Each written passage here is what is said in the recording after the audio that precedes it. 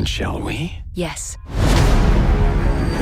Assassin's Creed is a great series of games, often seen as rushed for the sake of a yearly release. The biggest upgrade happened between Assassin's Creed 1 and 2, which had a 2-year release gap, and Assassin's Creed 2 is still seen as one of the best in the series. Many great ideas are born in the games following, but some would say that the rest of the games were not different enough. In honor of Ubisoft's announcement of a year break for the Assassin's Creed series, we've decided to look back at what the series has accomplished as a whole. My name is Steve Knauer, and this is GameZone's Top 5 of the Week. This week, Top 5 Coolest Features in Assassin's Creed. Number 5. Fighting Mechanics. As many of you may know, Assassin's Creed was born out of the Prince of Persia franchise. It was originally set to be called Prince of Persia Assassin. This idea gave way to a new series entirely, which eventually spawned 9 games in total. Despite sequel fatigue, this was a pretty good move from Ubisoft's part, as the original game opened the series to a much wider potential. However, signs of Prince of Persia can still be found in the Assassin's Creed series, namely in the fighting mechanics. Prince of Persia was all about movement while fighting. In the original, combat consists of a sword and a dagger, flipping around and performing tricks when slippery moves to best the enemy. Assassin's Creed took this idea of fluid fighting and brought it even further. Even games like the Batman Arkham series take a note from this style of fighting and create their own systems out of it. There were plenty of games with sword fighting elements, but the Assassin's Creed series really tightened down the bolts on theirs, setting the standard for future action games.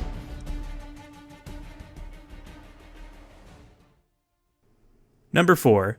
Something new in every game. Many of us would say that there's been too many Assassin's Creed titles in the time that the franchise has been around. We're a year shy from a decade of Assassin's Creed, and yet there's been 9 titles. However, each game had 1 or 2 little additions that might not have floated an entirely new title, but it showed that the development team had some fresh ideas. Assassin's Creed 3 brought boats and more natural elements. Black Flag brought more boats into the open world.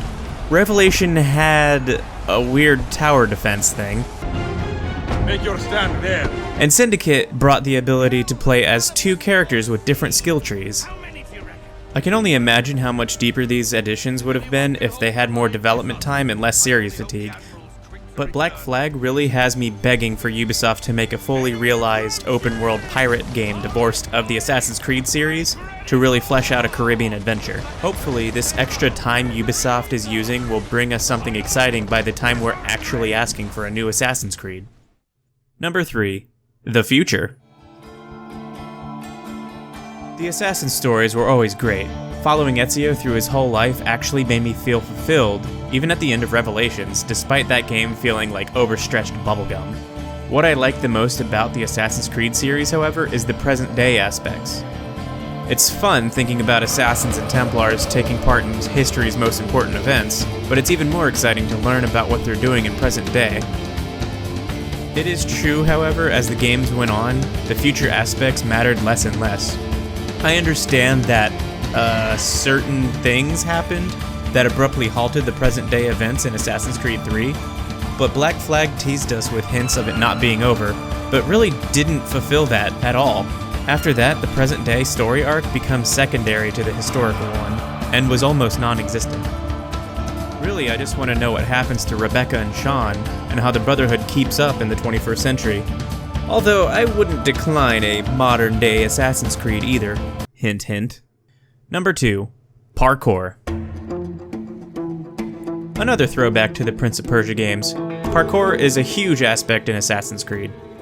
In Prince of Persia, parkour was used mainly to advance through puzzles or platforms. In Assassin's Creed, there are puzzles here and there for side quests, but parkour takes on a more practical approach in being the assassin's primary mode of transportation.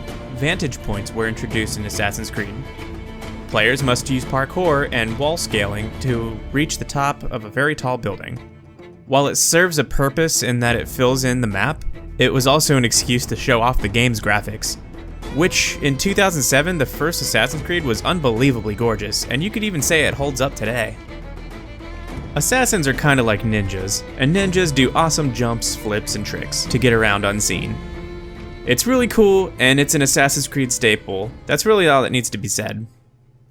Number 1. The Brotherhood. As we mentioned earlier, each Assassin's Creed game adds a little bit with each title. However, despite how cool pirate ships were in Black Flag, I have to say that the coolest addition in the Assassin's Creed series was the ability to control other assassins in Assassin's Creed Brotherhood. You see, brothers?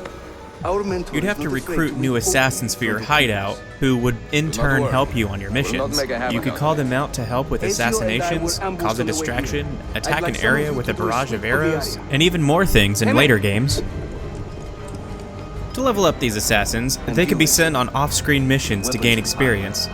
They would get new armor and new weapons as they advanced, making them more useful in on-screen action. The story of Brotherhood involved Ezio taking over the Brotherhood in Italy, so commanding the Brotherhood there made sense. A similar thing happened in Revelations, but it takes a backseat in 3 when there isn't much of a Brotherhood to be talked about, and instead this feature is replaced with revolutionaries that help out in similar ways. Then Black Flag more or less did away with this feature, and Unity focused more on multiplayer features. Personally, I play Assassin's Creed as a single-player experience. Syndicate worked on fixing that with their gang system, but I still miss being saluted with that cool assassin's secret salute right before I order a drive-by knifing. Assassin's Creed is a good series with tons of potential, and while I suffered heavily from sequel fatigue, I can respect Ubisoft for finally taking a step back from the series to give it a more personal development as opposed to making Madden Creed every single year. That being said, I'm excited to see what they have in store. Just not excited enough for them to give me 2 in 1 year. Yeah, that actually happened. Who played Rogue? Raise of hands? Yeah, I didn't think so. It's all about the tease, guys. Speaking of teases, if you'd like to see more first-look video game news and reviews, check out GameZone.com. If you'd like to see more top 5 videos like this one, find them on our site or subscribe to our YouTube channel. And if you'd like to hear more from me, follow me on Twitter and subscribe to my channel in the description below. My name is Steve Knauer, and this has been GameZone's Top 5 of the Week.